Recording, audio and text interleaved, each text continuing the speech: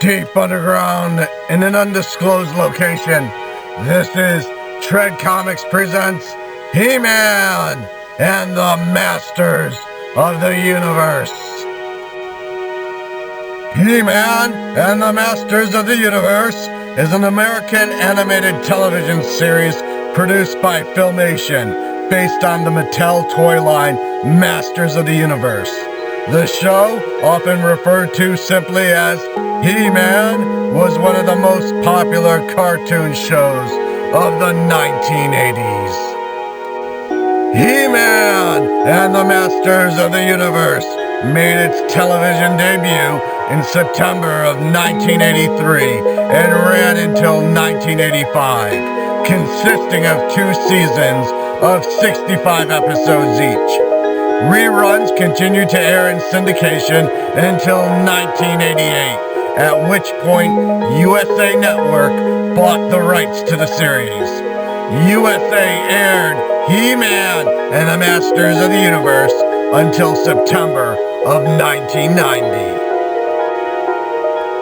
The series takes place on Eternia, a planet of magic, myth, and fantasy. Its lead character is Prince Adam, the young son of Eternia's rulers, King Randor and Queen Marlena. Whenever Prince Adam holds the Sword of Power aloft and proclaims, "By the power of Grayskull," he is endowed with fabulous secret powers and transformed into He-Man, the most powerful man in the universe. Together with his close allies, Battle Cat, who undergoes a similar transformation from being Adam's cowardly pet tiger, Cringer, the Sorceress, Teela, Man-at-Arms, and Orko, He-Man uses his power to defend Eternia from the evil forces of Skeletor. Skeletor's main goal is to conquer the mysterious fortress of Castle Grayskull, from which He-Man draws his power.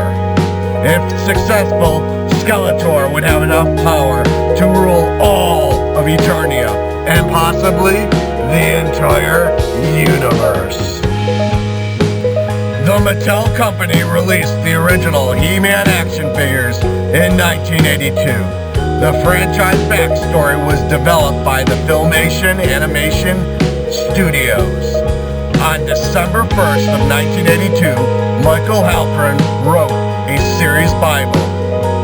Sometime after, both firms pitched the idea to the ABC network, who turned it down. The resulting series, He-Man and the Masters of the Universe, debuted through barter syndication in September of 1983 and became the first syndicated show to be based on a toy. By 1984, it was seen on 120 U.S. television stations and in more than 30 countries. Despite the limited animation techniques that were used to produce the series, He-Man was notable for breaking the boundaries of censorship that had severely restricted the narrative scope of children's TV programming in the 1970s. For the first time in years, a cartoon series could feature a muscular superhero who is actually allowed to hit people, although he more typically used wrestling-style moves rather than actually punching enemies. Though he could still not use his sword often, more often than not, He-Man opted to pick up his opponents and toss them away rather than hit him. The cartoon was controversial in the fact that it was produced in connection with marketing a line of toys.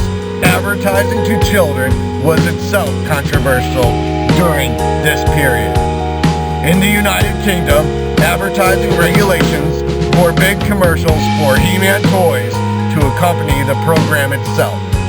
In similar fashion to other shows at the time, notably G.I. Joe, an attempt to migrate the negative publicity generated by this controversy was made by including a life lesson or moral of the story at the end of each episode.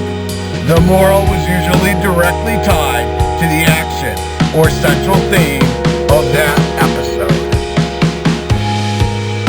The show was so successful that it spawned the spin-off series She-Ra, Princess of Power, following the adventures of He-Man's sister, Princess Adora. Mattel's subsequent attempts to relaunch the He-Man toy line also led to the short-lived sequel series, The New Adventures of He-Man, in the early 1990s, and an update of the franchise for a contemporary audience in 2002.